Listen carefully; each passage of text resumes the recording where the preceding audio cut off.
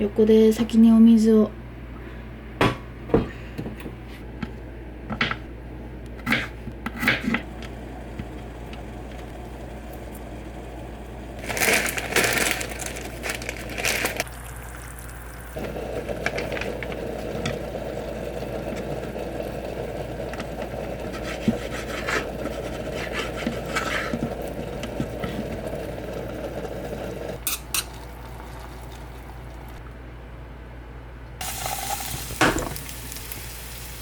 力どれぐらい入れよう。まあ結構多めに入れよう。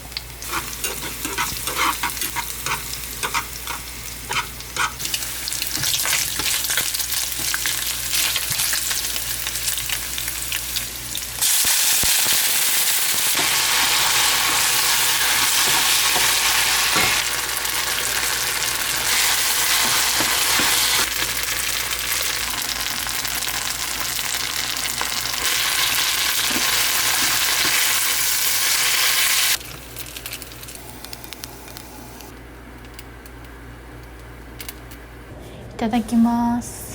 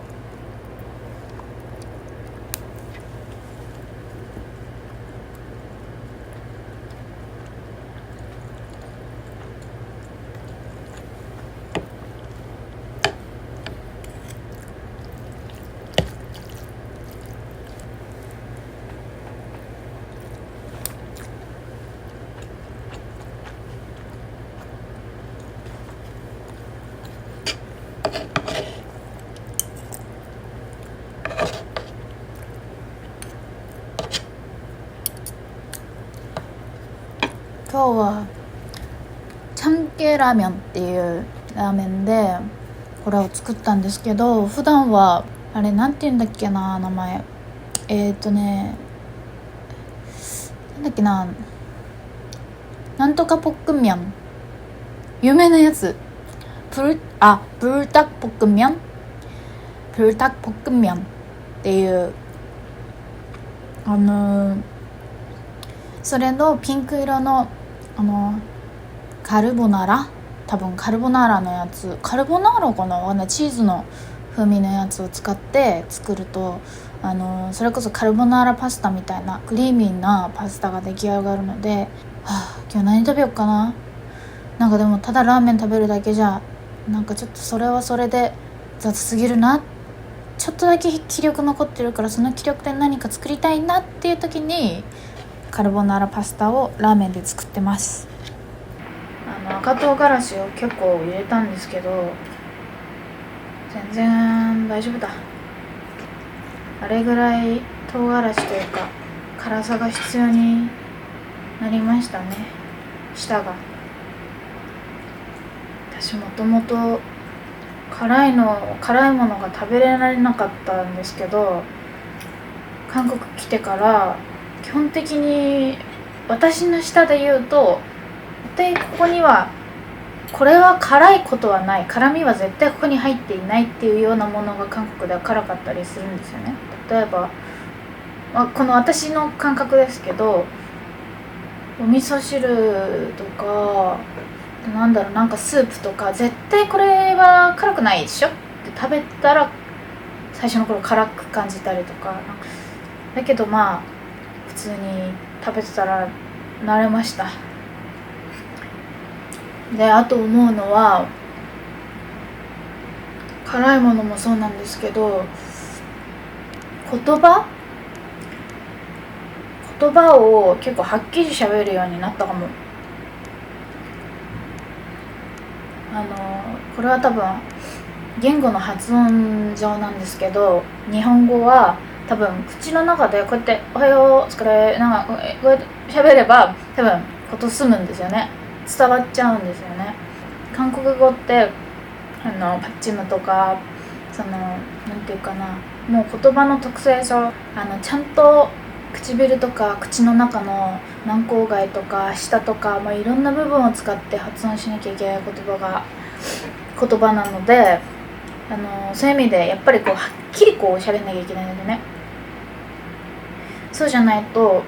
何言ってんのってなっちゃうから、そういう意味ではやっぱり韓国語を勉強してから、韓国語の発音に慣れてから、耳に慣れてから日本語もなんかすごくはっきり喋るようになりました。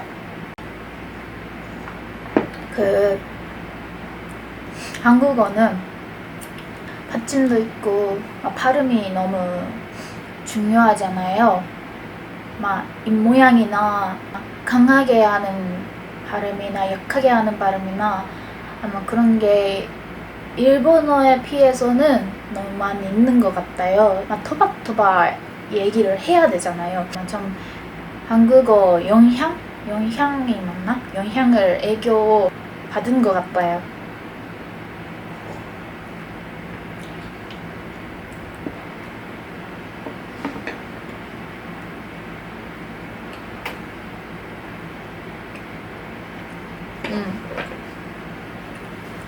あとは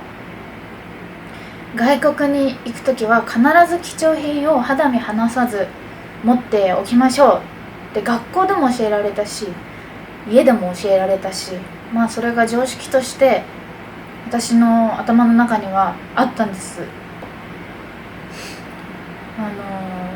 それ多分消えたみたいで、でも絶対ダメだと思う。海外に行くときはもうこれは一つの面白い話と思って聞いてもらいたいんですけど、絶対にだから肌身離さず皆さんも持ってください。私も持ちます。韓国って結構カフェとかでもその場にお財布とか携帯とか、そういうものを置いて買い物行ったりトイレ行ったりとか、なんかそういうことをされる方がすごく多くて、であとは宅配文化もすごいんですけど、宅配とかも、ピンポンなくもうとにかく玄関の前にボンと置いといてくれるみたいな、そういうことが多くて、でも誰かがそれを取っていくっていうこ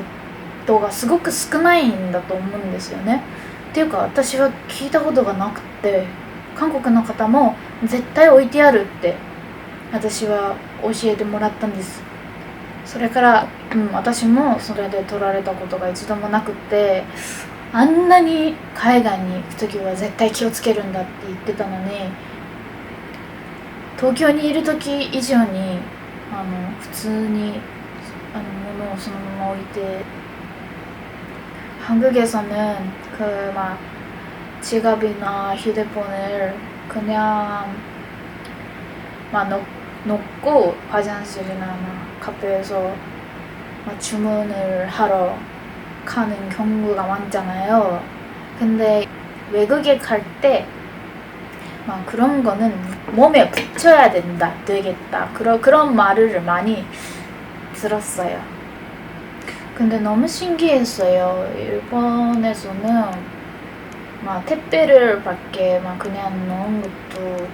없는 거 아닌데, 그 택배를 넣을 수 있는 그런 박스가 있어요. 박스라고 하면 될까? 이런 시스템이 있어요. 근데 그거를 열리고 싶을 때는 그 비밀번호나 그런 거를 눌러서 열 수 있는데, 한국에서는 그냥 거기에 이렇게 하잖아요. 그게 처음에는 너무 신기했어요. 結構胃に来てます。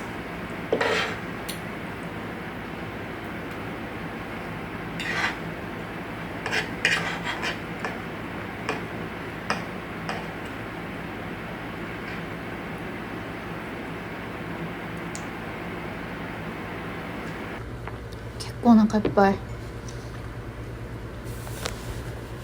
やっぱり別の国で暮らしてみると考え方もいろいろ変わっていくんだなって思いました。日本にずっと20年22、3年ずっといたから、やっぱりそ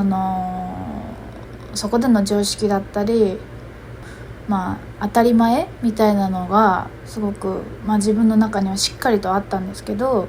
ぱり別の国に来ると全然それは常識だったりとか、そういう概念っていうものがなんならその国にはなかったりするじゃないですか。そうするとやっぱりそこってどんどんその別の国にいればいるほど、多分そういう考え、そういう常識っていうのは少しずつ疑問に変わってって、これは果たして自分っていう軸がある中で、果たしてその考えをずっと持ち続けることはいいことなのかなっていう、その疑問に変える力っていうのが海外に来てから生まれたのかもしれないですね。あとはやっぱ韓国での常識とか、韓国の人たちが考えることだったり、気を使っている部分だったりっていうものが新しく生まれて、じゃあ例えば一つの問題が、テーマがここにあった時に、じゃあそれをどうやって解決するかってなった時に、その今まで自分が昔から持ってた考えでそれを考えて、で逆に今は韓国の考えもあるから、なんかそうやっていろんな思考回路が多分増えてった気がするんですよね。自分の中に今まではもうこっちしかなかったけど、いや別に韓国の方はそういうところで考えてないから、こっちで考えたらどうなんだとか、なんかね、いろいろ試せるのがすごく楽しいし、なんかすごくやっぱそれはいい経験をしているんだなっていうふうに思ったりもします。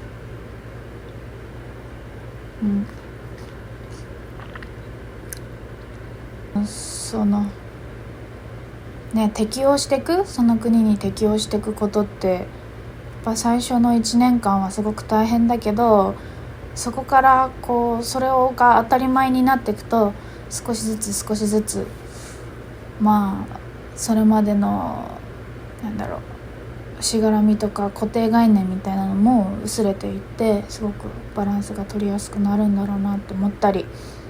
あとは自分はやっぱり、なかなか多分日本にいたら甘えちゃってたっていうか、だから正直今も韓国で暮らしてるんですけど、なんかどうしてもやっぱりなんかどうしてもいい意味でリラックスできちゃう、すごくいいことなんですけど、現状維持の方が楽だったり、そのままキープした状態、いろんなこと、自分自身の変化っていうものも多分しない方が楽ちんだったりするんですよね。それはそれで難しかったりもするけど、でもやっぱり私はこのままで果たしていいのみたいな、ちょっとそれがどこかにあったから、そのタイミングで勇気を持って来たっていうことは、多分本当にね、マジでよかった。マジでよかったと思う。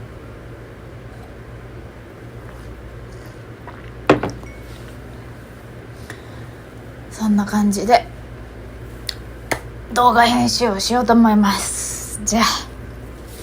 ごちそうさまでした。잘 먹었습니다。